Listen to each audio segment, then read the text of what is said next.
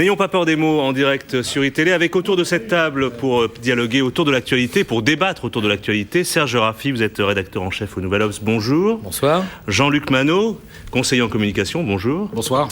Bonjour. Bertrand Delay, vous êtes journaliste. Bonsoir. Et puis Louis Alliot, vous êtes le secrétaire général du Front National. Bonjour. On va commencer tout de suite avec ce qui s'est passé Gare du Nord et bien sûr les conséquences. C'était dans tous les journaux aujourd'hui. Ce qui s'est passé Gare du Nord, c'était avant-hier soir et on a beaucoup parlé dans la presse dans toute la journée. Qui veut sur ce thème s'exprimer le premier? Serge Raffi. Moi, ce que je trouve extraordinaire, c'est Nicolas Sarkozy s'en va et hop, voilà une émeute qui arrive tout d'un coup pour François Baroin.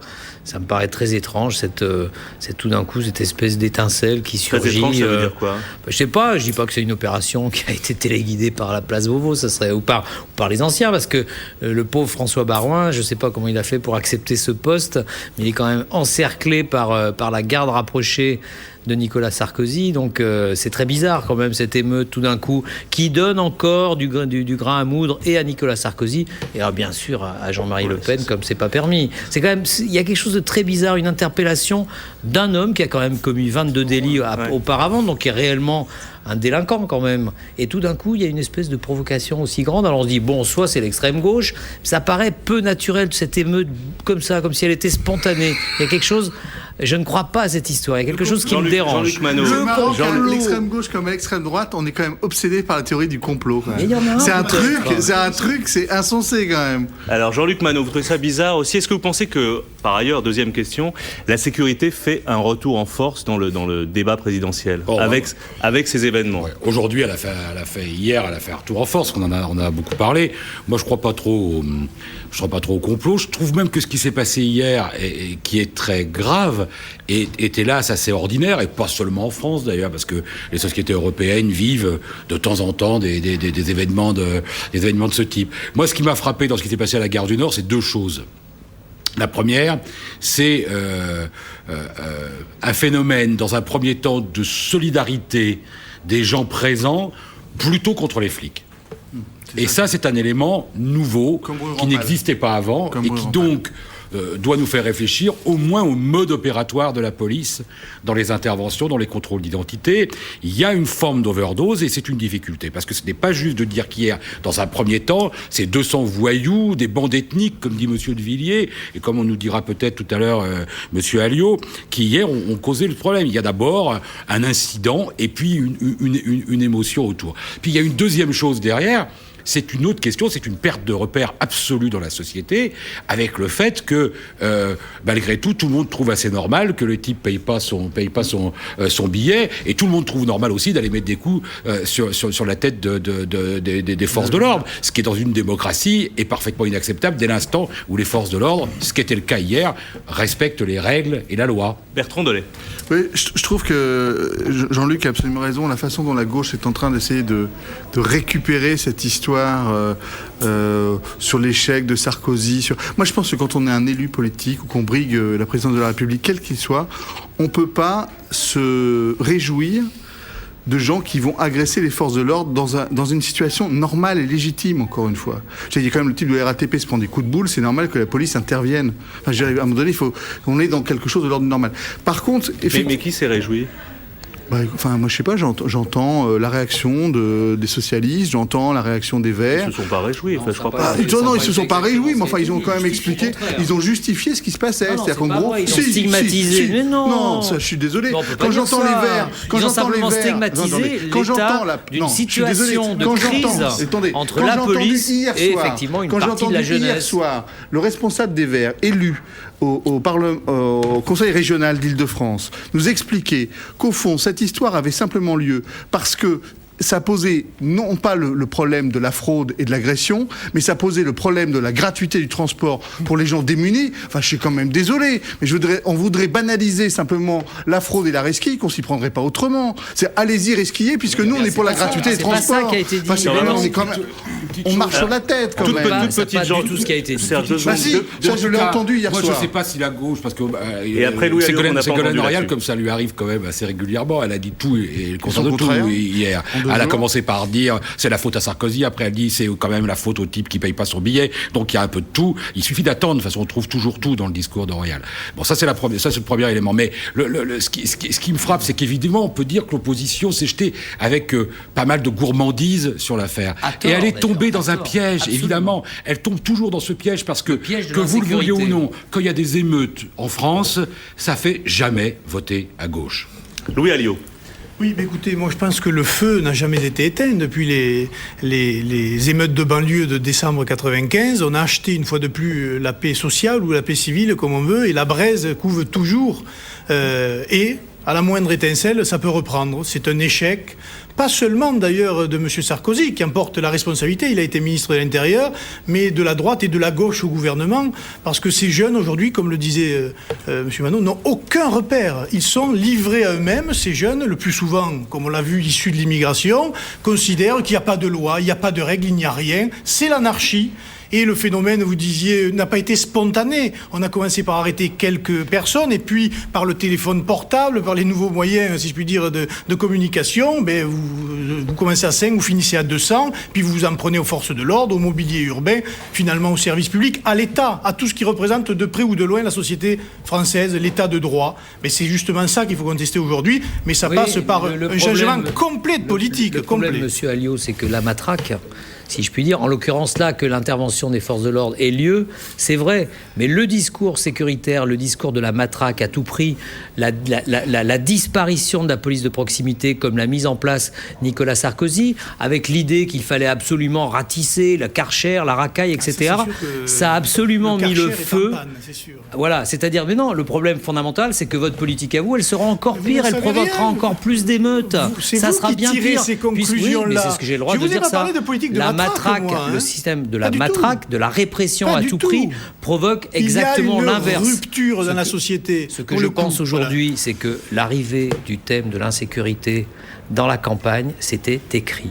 C'est-à-dire qu'on a l'impression qu'un certain nombre d'hommes politiques, je ne dis pas qu'ils vont sauter sur l'occasion, mais c'est vrai que la gauche a sauté sur l'occasion, et Jean-Luc a raison, c'est une erreur colossale d'aller là-dessus. Mais comme par hasard, comme en 95, voilà-t-il pas que l'insécurité revient et qu'on va encore ratisser à la droite et à l'extrême droite. Et il faut arrêter avec ça. On ne peut pas dire ça. Parce que pourquoi ça revient ? Parce que simplement, on est dans une société, dans un point de crispation qui suffit d'une étincelle pour que ça brûle. Enfin, je veux dire, ça revient parce que c'est l'état de la société. Mais pourquoi parce que c'est l'état du pays. Depuis 5 ans. Mais attends, c'est parce que c'est l'état du pays. Ministère de l'Intérieur depuis 5 ans. Mais c'est pas la question. C'est la gauche. Mais c'est pas la question. Si, c'est la question. Non, mais comme... Attends, alors, mais quelle est la question alors Nicolas Sarkozy a une responsabilité. C'est absurde de penser ça comme ça. C'est absurde. Mais de la même façon, les problèmes, on va dire, les revendications catégorielles. Monsieur Sarkozy est incapable de se déplacer en banlieue sans un escadron de CRS. C'est ça la réalité de notre pays. À un point, c'est ce que disait Rafik qui fait penser à ça. Il y a un truc qui me paraît particulièrement comique, c'est que quand on voit les images de ce qui s'est passé à la gare du Nord et qu'on voit le problème, hier, quelle est la réaction des gens ? C'est de dire, bon, il y a un problème, etc. Et puis, il y a des gens qui font des propositions. Quelles propositions ? La première, il faut rétablir d'urgence la police de proximité. C'est peut-être une bonne chance. Ça a été dit par François Bayrou, par exemple, et évidemment par Daniel Vaillant dans le Parisien ce matin. Par Daniel Vaillant, bon, très bien. Moi, je suis pas spécialiste des questions de maintien de l'ordre. Peut-être qu'il faut de la police de proximité. Mais vous pouvez foutre tous les flics de proximité que vous voulez. Vous les mettrez pas à la gare du Nord, les flics de proximité. Vous pouvez mettre toute la police de proximité que vous voulez. Vous ne réglerez pas le problème qu'à un moment donné, il y a des gens qui ne veulent pas être contrôlés et qu'il y a 200 mômes qui vont se faire le magasin Foot Locker pour piquer des chaussures de sport. Donc, il y a un truc quand même qui m'effare, c'est que dès qu'on a un problème de sécurité publique, tout le monde dit « Oh là là, si on avait gardé la police de sécurité, la police de proximité. » Donc, à mon avis, c'est pas adapté à la problème qu'on a là. Deuxièmement, de la police de proximité, on en a eu pendant 5 ans de gouvernement de gauche, et ça n'a pas fondamentalement changé les choses. Parce que je veux bien que le bilan de Sarkozy soit discutable. Celui de Vaillant et de Jospin était non plus, enfin, il n'a pas été sanctionné, il n'a pas été sanctionné non plus par un immense soutien populaire au moment de l'élection. Je crois même me souvenir qu'il n'est pas arrivé au second tour. Ça avait justifié le terme de sauvageon par M. Chevènement, je vous signale. Il y avait eu des choses. C'était pas du même ordre que les émeutes qu'on a vécues. Vous en pensez quoi, Louis Alliot ? Parce que c'est la loi qu'il faut respecter. La police de proximité, ce n'était qu'un concept. Ça voulait dire quoi, la police de proximité? Ça voulait dire d'essayer d'acheter par le dialogue le fait que des voyous, parce qu'il faut parler de ça, ce sont des voyous pour la plupart. À un moment donné, il faut que la loi soit respectée. Mais ça passe pas par de la police de proximité. Ça passe par plusieurs choses. Un volet social, par le travail, par le chômage, par la misère qui existe, la précarité. C'est un problème beaucoup plus vaste. Ça passe par l'Europe, la contestation des traités, des délocalisations. Ça passe par tout cela, le respect de la République française. Par des métiers de la gare du Nord, l'Europe, ça leur échappe un peu. Oui, mais justement, mais dites-moi, ça leur échappe un peu. C'est la France qui leur échappe un peu. Non. Si, c'est la France qui leur échappe un peu. Non, vous pouvez pas dire ça. Sur la police de proximité, bien sûr que c'est pas la panacée, que ça règle tout. On sait très bien, par exemple, que les premiers temps, dans un certain nombre de quartiers, il y a eu des expériences il y a très longtemps, quand la gauche a commencé. On savait que quand on implantait une équipe de police de proximité dans un quartier, c'est vrai que les délinquants les plus durs, ceux qui étaient organisés, qui étaient en gang, se déplaçaient, c'est-à-dire qu'on déplaçait le problème. On ne réglait pas tout, mais on en réglait une partie. Personne ne dit que ça règle tout. Il faut effectivement une banalité, une tarte à la crème que de dire ça, répression et prévention. Les deux vont de pair. Simplement, quand on enlève... On se demande bien quand qui on gouverne enlève la une France partie, depuis 20 ans. C'est pas là. Ça, c'est pas vous, et tant mieux pour notre pays. Je vous rappelle que la gauche a gouverné la France depuis 81, 15 années. Quel est son bilan en matière d'insécurité, de chômage, de précarité? Combien d'ouvriers elle a laissé sur le chemin, d'employés, de gens de banlieue qu'elle a préféré mettre dans des ghettos sans donner les moyens de s'intégrer? Vous savez très bien que c'est la droite qui a refusé la mixité sociale. Vous prenez Neuilly, par exemple, on va pas rediscuter du logement social. Parce que les gens la gauche s'est battue pour accepter la mauvaise foi des gens de gauche. Ils ont accepté la mixité sociale. La droite l'a toujours refusé, vous encore plus. Alors, vous voulez carrément faire de l'apartheid social. Pardonnez-moi. En tout cas, c'est vous qui l'avez fait. En tout cas, le thème de l'insécurité est revenu en force dans la campagne. On peut le voir avec la une des quotidiens ce matin. C'est donc la une de Libération avec Sarkozy, retour de bâton. Mais tous les quotidiens, Le Figaro, les émeutes réveillent le clivage entre la droite et la gauche. On vient de l'évoquer largement. Bertrand Delay. Moi, je suis pas convaincu je pense que la sécurité n'avait jamais quitté la campagne, en réalité. C'est que la campagne, elle se joue sur une restauration de l'ordre depuis le début. Je veux dire, pourquoi Ségolène a parlé d'ordre juste? C'était les deux éléments forts. C'est une demande de justice sociale, parce qu'il y a une pénibilité de plus en plus grande pour beaucoup de nos compatriotes. Et il y avait, deuxième élément, une demande d'exemplarité des élites, une demande d'ordre. Et quelque part, on est dans le prolongement naturel. C'est-à-dire qu'effectivement, ça prend là une forme singulière, parce qu'il y a ces émeutes, cette espèce d'irruption comme ça, mais je ne pense pas qu'en réalité, l'insécurité ait complètement disparu du paysage. Alors, Jean-Luc Panot, dans une seconde, d'abord, on va écouter sur ces sujets les déclarations de Nicolas Sarkozy, puis de Ségolène Royal. Ceux qui prennent le parti des émeutiers et des fraudeurs ne leur rendent pas un service. Ils ne sont même pas généreux. Car ce n'est pas rendre service à une minorité que de lui laisser à penser que dans la démocratie française, on peut faire n'importe quoi, n'importe comment. Il faut mettre des règles, il faut mettre des lois, il faut de l'autorité et il faut du respect. Eh bien, c'est clair, l'autorité et le respect, c'est de notre côté. La fraude et le soutien à la délinquance, c'est de l'autre côté. J'entends un certain nombre de déclarations des deux candidats de la droite, voulant rejeter la candidate que je suis dans le camp de je ne sais quel laxisme ou dans le camp de celle qui soutiendrait l'idée que l'on peut prendre un transport en commun sans payer. Mais vous me connaissez. Ce n'est pas mon genre. Je défends l'ordre juste. L'ordre juste, dit Ségolène Royal. Jean-Luc Manot, une réaction par rapport à ces deux déclarations d'hier soir? Oui, moi, la sécurité au centre qui revient, etc. La problématique, c'est que Delay a raison, mais peut-être dans l'autre sens, c'est que c'est l'ordre qui est au cœur de la campagne depuis le début. Oui. Et je ne suis pas sûr, moi, personnellement, que ce soit à bon escient. Je ne suis pas sûr que la question fondamentale qui se pose à ce pays ce soit une question d'ordre, ce soit qu'il soit juste, qu'il soit autoritaire, et d'ailleurs peut-être que pour une société, avoir un débat qui porte fondamentalement sur l'ordre, c'est pas un signe de formidable bonne santé. Et quelles devraient être selon vous les priorités? Non mais, alors, je veux dire, peut-être qu'on pourrait parler de liberté, peut-être qu'on pourrait parler de nouvelles libertés, de liberté d'entreprendre, de capacité à accomplir un certain nombre de rêves, peut-être qu'on pourrait réfléchir à des droits nouveaux. Finalement, quand on regarde dans les dernières années, et tous sont sans doute à des moments justifiés, mais on n'a procédé que par interdit. La voiture, l'alcool, la cigarette, tout ça étant, quand c'est pris de manière autonome, juste, mais enfin, le bilan à l'arrivée, c'est une somme d'interdits. Et la capacité des politiques, leur incapacité à proposer de nouvelles libertés, de nouveaux droits. Je veux bien que la candidate à l'élection présidentielle de gauche vous dise « Oh, puis quand même, je suis assez pour quand même que les gens payent leur ticket. » Et le candidat de droite qui dit « Oh, c'est des méchants, ils sont du côté des fraudeurs. » Enfin, franchement, on est en train de jouer aux billes, on n'est pas en train de faire une élection présidentielle, là. Alors, c'est vrai que Jean-Luc a raison, c'est vrai que le non au référendum a provoqué un véritable électrochoc dans la classe politique. C'est-à-dire que là, ils ont pris conscience de la peur qu'il y a chez nos concitoyens, de la mondialisation, des nouvelles normes internationales, de tout ce qu'on est en train de vivre. On est en train de rentrer on est dans une révolution, pas seulement d'ailleurs économique, même technologique, etc.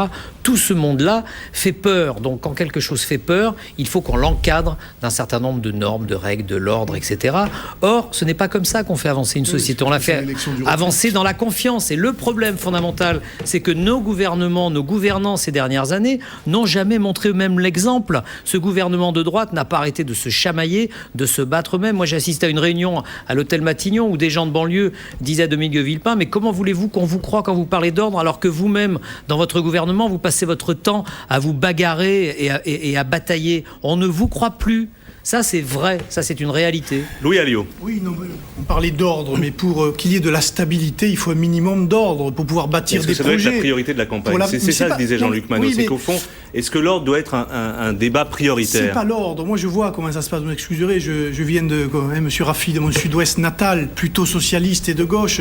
Mais les gens en ont ras-le-bol. Je peux vous dire que les gens attrapent leurs députés de gauche, leur disant mais ça va durer combien de temps cette situation? Combien de temps vous allez tolérer le désordre général? Vous allez donner raison systématiquement à ceux qui enfreignent la loi. Il y a un véritable vent de révolte populaire. Et ce n'est pas un hasard si M. Sarkozy et Mme Royal viennent sur le terrain de l'insécurité, de l'ordre, de l'immigration, des valeurs de la République. Et ce n'est pas du patriotisme. Ce n'est pas un hasard. C'est pas pour faire plaisir à Jean-Marie Le Pen. C'est qu'il y a une demande à la base. Et que ça donne raison finalement à Jean-Marie Le Pen 20 ans après avoir dit que c'était un xénophobe. Désespérant. Désespérant de la politique. On écoute Bertrand Delay sur le sujet. Je pense que pour moi, ce qui est très inquiétant dans ce qui se passe, c'est qu'il y a à la fois effectivement une demande de restauration de l'ordre, d'exemplarité des élites, etc. On sent bien ça, une forme d'exaspération populaire très forte. Et d'un autre côté, ce que je disais Jean-Luc tout à l'heure, c'est que dans ce qui s'est passé comme rue Rampal, on a quand même vu une opinion qui immédiatement s'est, de manière épidermique, a réagi immédiatement contre sa police. C'est-à-dire qu'il y a une demande complètement antagoniste. C'est-à-dire que d'un côté, il y a une demande effectivement d'ordre plus grande, il y a une demande de restauration, parce qu'au fond, on est dans un pays, je crois, en profonde déprime, et qu'au fond, c'est l'élection du repli sur soi. Et ce que Ségolène... Enfin, quand même, vous imaginez, il y a Ségolène qui demande à ce qu'on prenne un drapeau. Il y a José Bové qui demande à ce qu'on change les paroles de la Marseillaise. On croit rêver quand même. On a... non mais on ne sait pas où on est. On a Sarkozy qui nous explique qu'il faut un ministère de l'identité nationale. Donc on est dans quand même quelque chose, au moment de la mondialisation, au moment de la circulation des personnes, on est dans quelque chose de complètement refermé, de complètement desséché. Et moi, je trouve ça très inquiétant de constater qu'on peut avoir ces espèces d'irruptions comme ça de violence urbaine qui trahissent, à mon avis, un pays qui est sous tension permanente et sous embrasement complètement contradictoire de manière immédiate. On va passer à nos thèmes. Juste une remarque qui pourra revenir dans la conversation. Les événements de la Gare du Nord ont été filmés par des dizaines de téléphones portables et vus ensuite sur Internet par milliers et milliers. Donc il y a une force de l'image qui circule partout. Image qui n'est pas du tout contrôlée, qui circule n'importe comment. Et ça peut aussi... C'est assez anxiogène finalement tout ça. Amplifie. Alors, ce que vous dites est très important parce que ça amplifie des phénomènes. C'est-à-dire qu'on est dans un système où, par exemple, vous avez une voiture qui brûle en banlieue et tout d'un coup, on la voit 20 fois, 30 fois, 40 fois, 100 fois à la télévision, alors qu'il y a une seule voiture qui brûle. Et ça, c'est quand même très très grave. Qui est dans l'Aveyron, dans le Sud-Ouest ou dans le Cantal ou peu importe d'ailleurs. Lui, il n'a pas de voiture brûlée dans son petit village. Il voit ça à la télé. Il y a des villes moyennes de 5000 habitants où il y a des voitures qui brûlent aujourd'hui aussi. Le type qui est pas loin de Beauvais à Millau, je pense pas qu'il y ait des centaines de voitures qui brûlent. Je peux vous dire que dans les petits villages à côté. Si vous connaissiez l'insécurité de Millau, vous verriez, d'ailleurs par les amis de M. Beauvais, vous seriez surpris. Bon, alors, surtout devant le McDo. Passons maintenant à justement. C'est lui le premier d'ailleurs. Alors passons maintenant à un autre élément important de cette campagne, les sondages dont on sait qu'ils sont présents tous les jours. Le dernier en date est de chez BVA pour Le Point. Jean-Marie Le Pen est-il sous-évalué dans les sondages actuellement entre 12 et 12,5% pour Jean-Marie Le Pen? La question est, au fond, est-ce qu'il est sous-évalué? Est-ce qu'au final, à la fin du premier tour, on peut le voir apparaître et être au deuxième tour comme il y a 5 ans? Là, tous les avis divergent, mais il semblerait quand même qu'aujourd'hui, les gens ont un peu moins peur d'annoncer un vote Le Pen. C'est-à-dire qu'il est, je dirais pas qu'il se banalise Le Pen, mais je veux dire, il est rentré dans la norme. C'est plus quelqu'un, il est beaucoup moins diabolisé.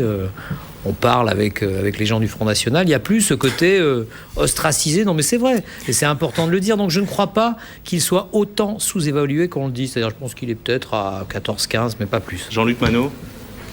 Oui, je pense que c'est le débat que vous avez déjà eu sur la qualité des sondages.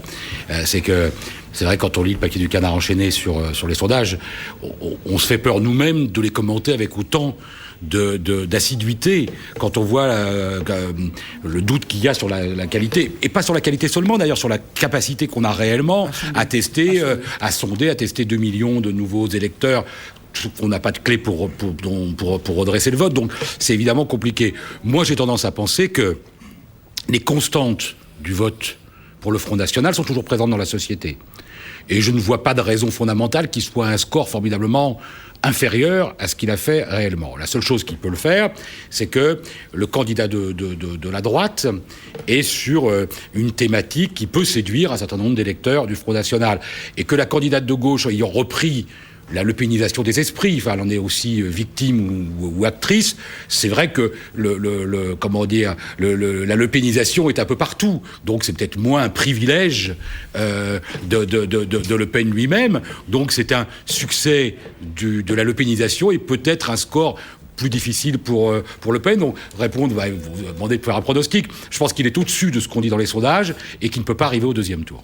Louis Alliot, alors vous êtes pour le coup... Non, mais moi, il y a 2 choses qui me frappent. La première, c'est d'abord les sondages entre 12 et 14, la cote de popularité de la personne, Jean-Marie Le Pen, 33-34, donc nécessairement, là, il y a quand même une grosse différence entre l'un et l'autre. C'est pour tous les autres pareil. Hein. Oui, mais on sait pour Jean-Marie Le Pen qu'en général, le vote se rapproche beaucoup plus de sa cote de popularité que des intentions de vote réelles. Mais nous, on a un sondage de grandeur nature, celui-là, il ne ment pas. C'est ce qu'on avait ressenti en 2002, une semaine, 15 jours avant le premier tour. Mais aujourd'hui, nous ressentons exactement le même phénomène sur le terrain, sur les marchés. Quand vous discutez, les gens s'apprêtent à faire un coup. Peut-être qu'il n'est pas dans les sondages, mais il se retrouvera dans les urnes, car comme le disait l'interlocuteur précédent, toutes les raisons sont là pour qu'il y ait un vote du Front National très élevé aujourd'hui. Bertrand Delay. Moi, je pense que effectivement, les ingrédients, mais même la fracture du non, enfin la fracture qu'on a vue au moment du non, elle va se retrouver dans les urnes, d'une façon ou d'une autre. Donc, il est probable, il n'y a aucune raison que cette élection ne soit pas une nouvelle fois une jacquerie électorale. Il n'y a aucune raison pour que ce ne le soit pas. Et comment s'exprimerait la jacquerie cette fois-ci alors?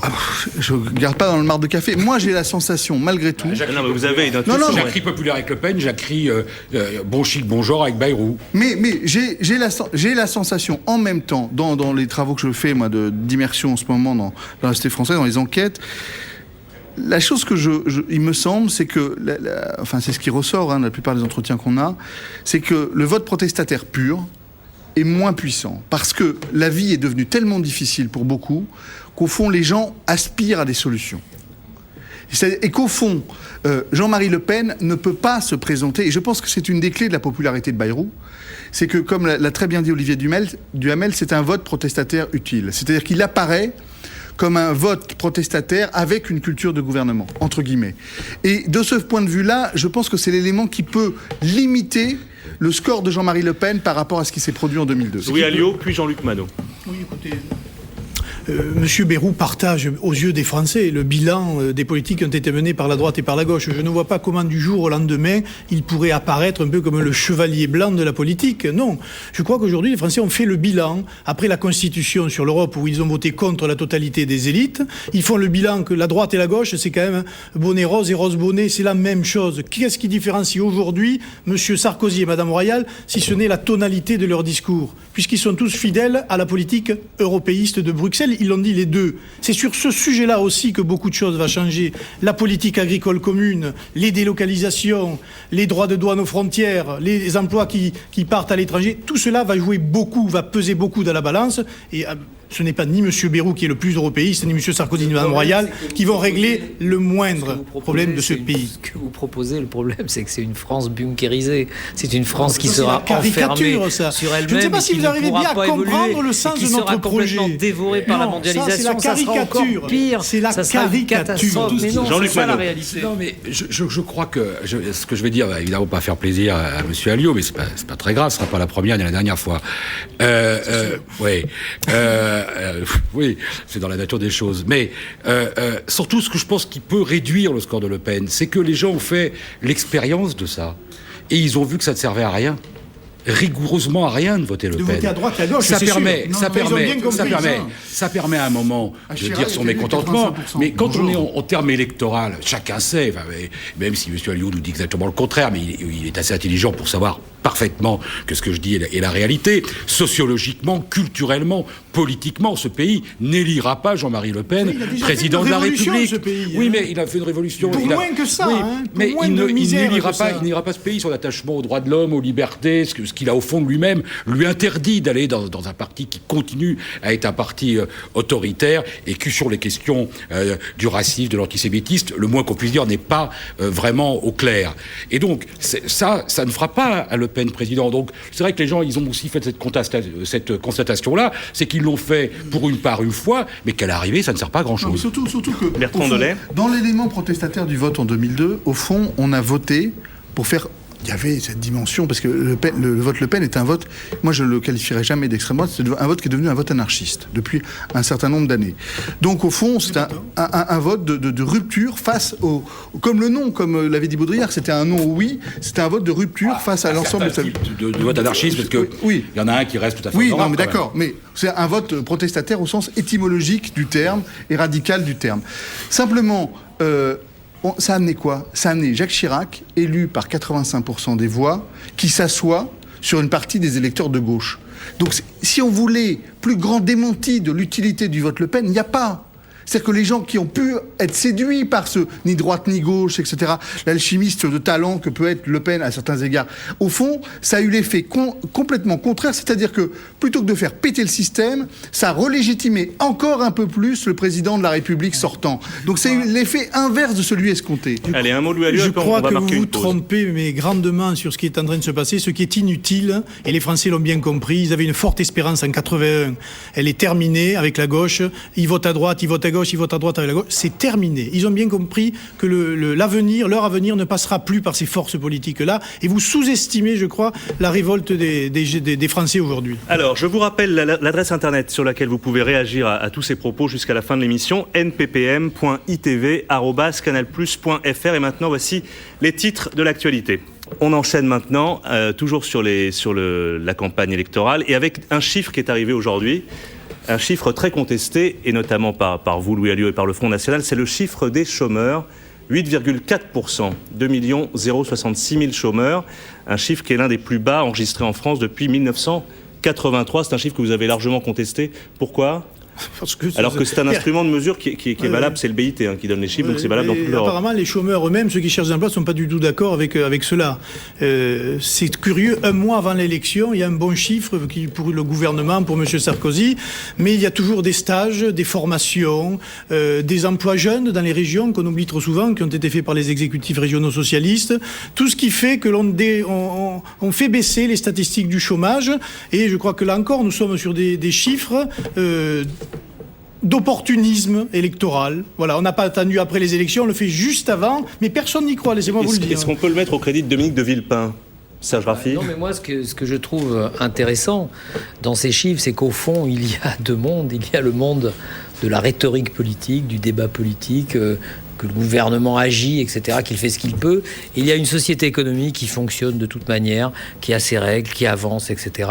Et ça prouve que la France ne va pas si mal que ça. C'est pas une catastrophe. C'est vrai qu'on est loin de ce qu'il faudrait. Mais moi, ce qui m'inquiète en même temps, c'est qu'au fond, les gouvernements ont de moins en moins de poids sur les événements. C'est-à-dire que quelque part, la machine économique fonctionne toute seule et les politiciens peuvent dire ce qu'ils veulent, les choses avancent. Donc dire que c'est une catastrophe, c'est pas vrai, que les chiffres sont faux. Les choses vont mieux, c'est-à-dire quelque part le MEDEF est tout aussi important que le gouvernement français et finalement c'est peut-être pas si mauvais que ça. Bertrand. Moi je pense que les chiffres sont probables, mais je pense qu'aujourd'hui ce qui crée cette on va dire ce doute sur les chiffres, ça n'est pas le nombre de chômage à proprement parler, parce que au fond il faut savoir que les normes du BIT par rapport à ce qu'il y avait il y a 25 ans ne sont plus les mêmes. C'est que quelqu'un aujourd'hui qui travaille 16 jours par mois n'est pas considéré comme chômeur. Il y a 25 ans, il était considéré comme chômeur puisqu'il n'avait pas un plein travail ou un travail à temps plein. Donc ça, c'est un élément simplement pour expliquer qu'il me semble aujourd'hui, qu'est-ce qui crée cette suspicion sur ces chiffres du chômage, c'est que la précarisation dans le travail, elle a augmenté. Il y a peut-être moins de chômeurs, mais il y a beaucoup plus de travailleurs pauvres, il y a beaucoup plus de précarisation dans le travail, et que ça, c'est ce que les gens voient dans leur quotidien. C'est-à-dire qu'on a de plus en plus d'enfants qui ne peuvent pas partir parce qu'ils ne gagnent pas assez pour pouvoir partir, parce qu'ils ont des contrats précaires, ils ne peuvent pas se loger, etc., etc. Donc c'est ces difficultés-là qui fait que là où le problème de l'emploi était, j'allais dire, un problème majeur, quand on parle aujourd'hui de redressement d'un point de vue brut, d'un point de vue chiffre et réel, c'est inaudible. Parce qu'il y a d'autres difficultés qui sont en réalité beaucoup plus importantes et qui gangrènent la confiance en l'avenir qu'il y a dans le corps social. Jean-Luc Manot. Oui, tout à l'heure je disais, le problème c'est qu'il n'y a plus de repères. La polémique autour des chiffres, c'est aussi le fait que cette société vit sans repères. C'est-à-dire que plus personne ne croit rien et que la théorie du complot est permanente. Enfin, c'est X-Files tous les jours, la vie politique française. Or, là-dessus, il faut dire les choses comme elles sont. On peut discuter de l'outil, de la qualité de l'outil, mais cet outil, c'est le même depuis plus de 20 ans. L'outil qui mesure le chômage. Pendant 4 ans et demi, cet outil-là a donné une progression constante, mois après mois, du chômage. Et j'ai jamais vu personne arriver là, pas plus le Parti Socialiste, le Front National, pas plus l'UMP quand c'était le PS qui était au pouvoir, en disant « Oh là là, l'outil n'est pas bon, c'est pas vrai, le chômage n'augmente pas, tout le monde accepte. » Quand il baisse, comme si on était pris d'une espèce de volonté masochiste, on dit « Alors là, on triche sur les chiffres. » Non, peut-être que la valeur absolue est discutable, mais la tendance donnée par ces chiffres est juste. Par contre, elle n'est pas audible. Elle n'est pas audible. Moi, je ne discute pas. Elle n'est pas audible, c'est pas pareil. Elle n'est pas audible parce que personne n'affirme. C'est 2-3 choses sur les instruments de mesure. Donc, non, la réalité, c'est que le chômage a baissé. Est-ce qu'on peut applaudir Villepin ? Sans doute pas. Est-ce qu'on peut rendre hommage à Borloo ? Sans doute un peu, parce que je pense que dans les mesures, il y a aussi de l'action politique, il n'y a pas que le MEDEF, il n'y a pas que les... Évidemment que ça compte, mais Jean-Louis Borloo, dans les mesures qu'il a prises et dans les choses assez inédites qu'il a faites, en gros, était dans le bon sens et a permis que ça évolue dans le bon sens. Alors, on va écouter justement sur ces sujets le collectif Autres chiffres du chômage et puis le ministre Jean-Louis Borloo. Depuis 15 ans, on a assisté à un développement très important des formes d'emploi soit précaires ou alors encore le travail de nuit. Et effectivement, c'est quelque chose qui nuit à la santé des travailleurs, des salariés. Et c'est tout à fait regrettable qu'au nom de la lutte contre le chômage, on ait dégradé la situation de millions de personnes, puisqu'aujourd'hui, on en est à 11 millions de personnes qui sont en situation d'emploi inadéquat. Excusez-moi, est-ce qu'on peut, quand on a en un quart de siècle, alors qu'on avait quand même un sentiment de glissade un peu inexorable, sans dire que tout va formidablement bien, simplement un tout petit peu s'arrêter sur le fait que voilà, on escalade petit à petit cette montagne du plein emploi, bon, pas mal. C'est pas mal, dit Jean-Louis Borloo. Oui, Alliot ? Petite réaction rapide. Il est satisfait de son bilan. Je doute que les Français soient satisfaits. Une contradiction. On était avec la crise d'Airbus hier, avant-hier. On apprend les chiffres de la croissance française qui sont les plus mauvais de l'Union européenne. Et puis vous avez une bonne statistique du chômage. Donc quelque part, il y a les repères qui sont un peu brouillés par rapport à la statistique. Et puis vous avez tout ce qui est la réalité aujourd'hui de l'économie française et les difficultés. Alors des secteurs marchent mieux que d'autres. Mais pour des gens qui sont au SMIC aujourd'hui en France, mais ils n'ont pas la même vision de la politique économique et de la satisfaction du ministre de l'Emploi. Moi, je pense encore une fois que d'un point de vue brut, les chiffres ont réellement baissé. Enfin, ça, c'est pas contestable une seconde. Le problème, c'est le fait que c'est inaudible. Parce que moi, je pense que ce pays vit dans une anxiété incroyable sur l'avenir. La plupart des gens sont maintenant persuadés que le monde de demain sera plus dur pour leurs enfants que pour eux. Il y a une incapacité collective, et on le voit bien dans cette élection, à se projeter dans un futur commun, partagé. Et tous ces éléments-là font que on n'arrive pas à admettre que de ce point de vue-là, il y a une amélioration. Parce qu'en même temps, et je reviens là-dessus, il y a effectivement il y a une précarisation des formes de travail. Serge Raffi, très vite. Il ne faut pas tomber dans l'autoflagellation. Il y a plein de choses à faire. Quand Sarkozy va en Angleterre et évoque effectivement les filières de sécurisation, de recherche d'emploi, etc., tout ce qu'on voit exister au Danemark, etc., même Ségolène Royal se penche là-dessus, on va finir par peut-être arriver à l'appliquer en France. Et si on arrive peut-être à l'appliquer en France, et bien peut-être que cette peur dont vous parlez, eh bien elle va un peu diminuer. Il y a des choses à faire. On a l'impression qu'on est dans un univers où rien n'est possible, mais pas du tout. Il y a plein de choses à faire, et je pense qu'effectivement, la gauche, tout est possible. Séparément aussi. Tout est possible, y compris marquer une courte pause, et n'ayons pas peur des mots. On revient dans quelques instants.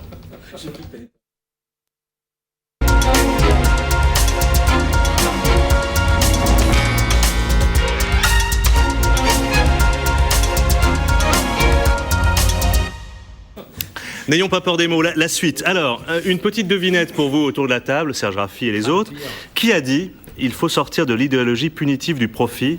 Il n'y a pas de honte à dégager des bénéfices, à augmenter ses revenus ». Qui a dit ça ? Ségolène Royal. On vient d'en parler. Bonne réponse de Bertrand. Ségolène Royal, c'est dans Challenge. Je les connais, moi. Dans Challenge. Il y a le mot punitif, c'est terrible. C'est donc la politique économique de Ségolène Royal qui est donc développée donc dans le numéro de Challenge. Ségolène Royal, c'est que c'est extraordinaire, Ségolène Royal, parce qu'en fait, il y a à manger pour tout le monde.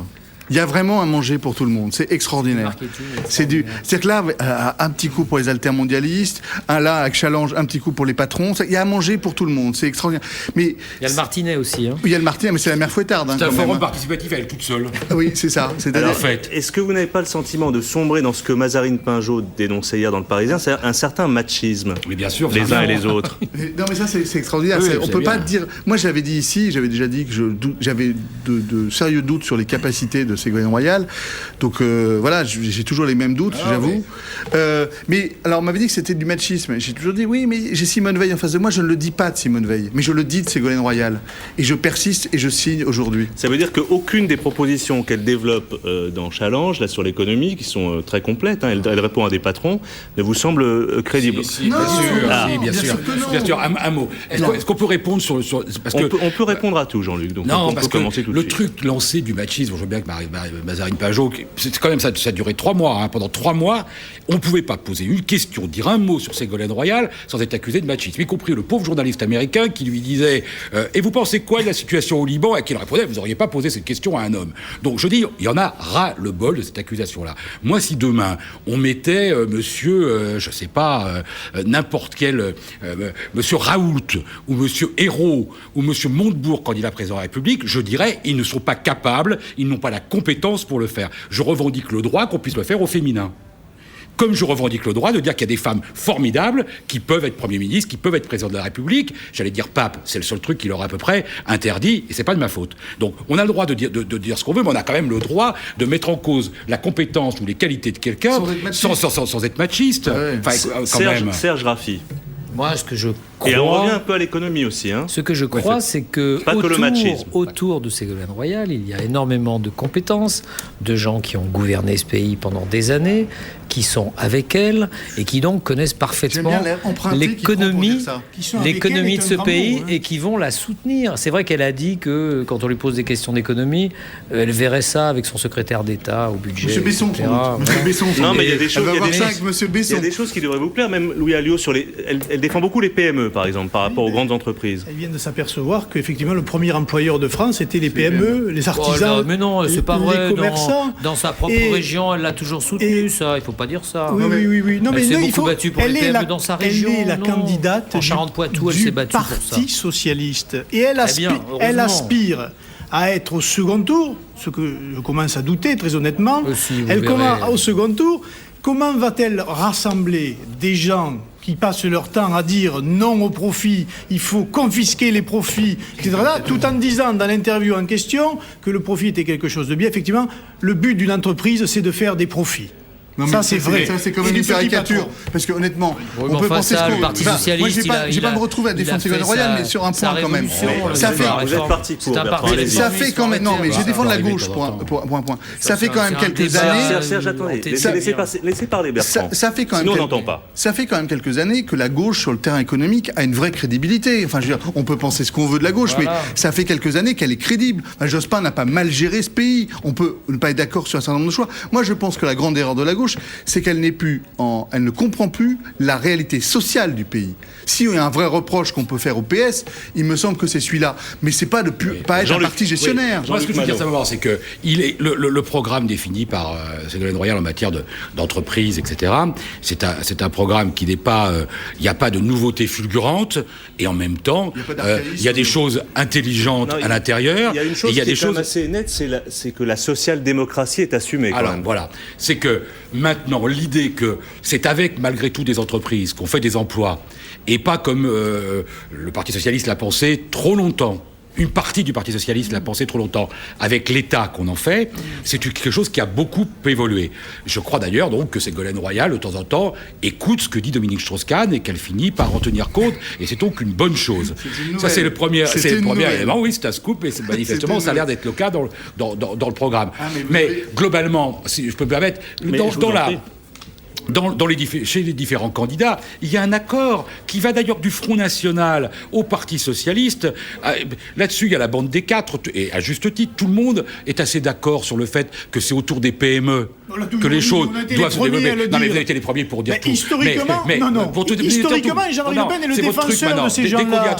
Mais c'est la réalité, enfin. Voilà, c'est le problème qui l'a dit, qui a raison. Qui a été député de Poujade? Oui, mais député de Poujade. Mais c'était pas les TPE, les petites entreprises. Et sous Clémenceau, déjà, vous disiez ça. Alors, donc on va pas...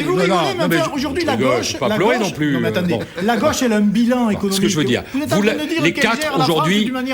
Les quatre, je n'ai pas dit ça, je dis que les quatre... Pas du tout. Si, vous êtes en train de le dire. Bon, alors, je vais essayer de le faire. Je vais vous faire en top 2 secondes avec la traduction. Je dis aujourd'hui que les 4 candidats sont tous d'accord sur le fait que c'est autour des PME que les questions d'emploi se règlent. En revanche, les fractures sont plus fortes sur 2 questions.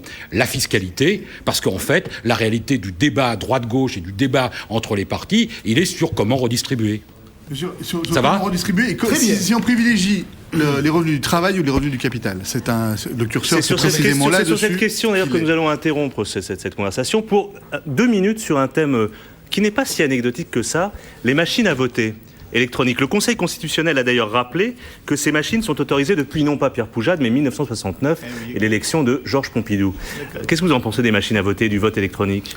Pourquoi pas? Moi, ça me choque pas. Je comprends qu'effectivement, là, je suis pas un informaticien, donc la marge d'erreur. Jean-Luc Manot. Tout ce qui va contre le progrès est une mauvaise action.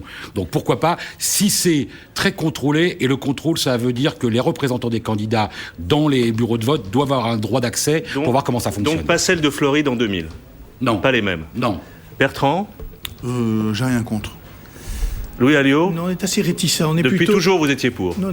Depuis Clémenceau? On est plutôt réticent à la chose. Le bulletin de vote, l'enveloppe, l'isoloir, l'urne, c'est aussi des symboles justement du vote, de la citoyenneté de la République, et transformer ça avec des machines, un peu comme dans les jeux, comme à la télévision. Ça veut dire que vous êtes plutôt contre? Oui, plutôt contre, oui, bien sûr. Confondez avec le casino, là, non? Non, là. Et en plus, ça demande une compétence, on n'est jamais sûr de rien. Au moins, quand vous avez un bulletin dans une enveloppe où les choses sont claires, vous avez des assesseurs, vous avez des délégués dans les bureaux de vote, ça ressemble à quelque chose, c'est bien. C'est ça la République. Bertrand, il lève les yeux au ciel. À ce moment-là, demain, on votera de chez soi. Ça a quand même des avantages. Est-ce que c'est un mal? Moi, je crois que oui. C'est pas une évolution de la société qui... Et si ça incite plus de gens à voter? Non, mais sérieux, si ça incite plus de gens à voter? On verra bien. Parce que, non, mais y compris de voter de chez soi. Je suis pas en train de défendre l'idée. Je suis réticent sur un point. Bertrand, allez-y. Parce que je pense que le fait d'aller voter, de ce point de vue-là, c'est un élément important de communion nationale. Enfin voilà. Le monde a changé. On est dans le monde d'Internet. Il y a le vote par procuration. Le monde vient aux gens. Mais enfin voilà, bien sûr, mais on en voit quelqu'un. Depuis Napoléon III. Néanmoins. S'opposer au fait du vote électronique quand on sait les difficultés qu'on a à trouver des gens qui dépouillent, etc., faut arrêter, faut vivre avec son temps, quoi. Serge, navré, mais il ne reste que 5 secondes pour dire un mot. Non, simplement, le monde vient vers nous avec Internet et ça paraît évident qu'il faut aller vers le monde. Bien sûr. Merci Serge Raffi, merci à vous. Ainsi s'achève N'ayons pas peur des mots, mais bien sûr l'information continue et c'est sur iTélé, bien sûr. Bonsoir.